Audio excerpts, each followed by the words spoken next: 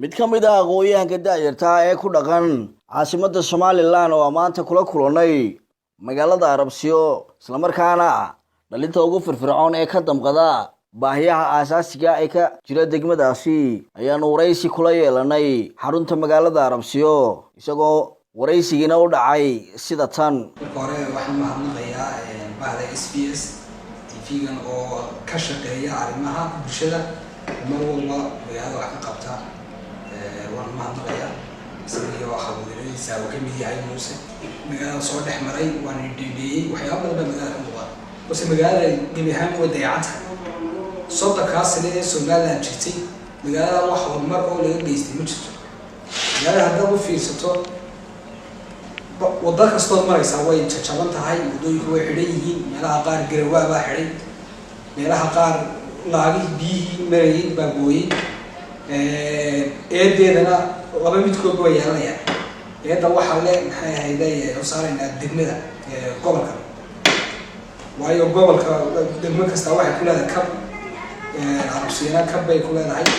weli noloshayda maan arag oo taariikhda uma hayo iyadoo kabkii dowladda ay bixisay dibida sanadkii dhawaa ayaa dhagax dhigay wado laamiyo magaalada dhex maraysa inkastoo ay wadadaasi ahayd wado magaalada wixii ay tabaysay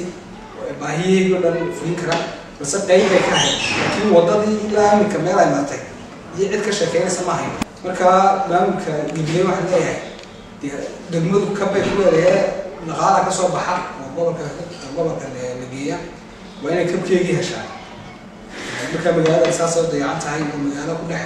ku dhex gobolsan laba gobol ku gobolsan oo gobolka Gibiley oo ay maamul ahaan ka tirsan tahay iyo Hargeysa oo ay dowladda dhexaana waxa uu ka gelisay magaalo taariikhi ah oo magaalooyinka ugu waaweyn ee ka mid tahay magaalada Arabsiyo waa magaalo taariikhi leh xagga dhaqaalaha soo jireenka marka magaalada waa magaalo taariikhdeeda waxa ka soo baxa dhowr boqol oo qof ka soo baxa sanadkii oo jaamacadaha gala oo wadanka wax qayb weyn ka qaata magaalada Arabsiyo waa magaalo taariikh weyn ku leh hadday tahay xagga siyaasadda oo cod badan ku soo baxo iyo hadday tahay dhaqaalaha magaalada dhaqaalaha badan ka soo baxay xagga beeraha oo khudaarta badan ee loo isticmaalo ee hadisa loo keeno marka dowladda Somaliland waxay soo jeedinayaa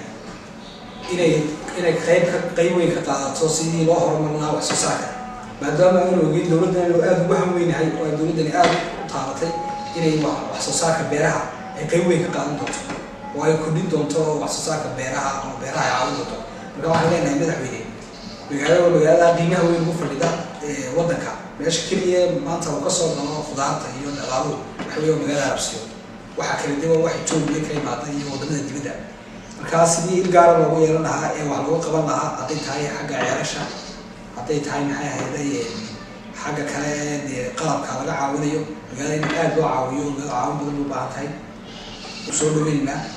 barsaad kulay aad loogu hamweeyaa baa tahay waxaan doonayaa degmada Arabsiyo aad soo marto oo inta lagu horeyso ku soo marto si aad u aragto baahiyaha magaalada ka jira anigoo fursadan ka faa'iideysanaya waxaan ka hadli doonaa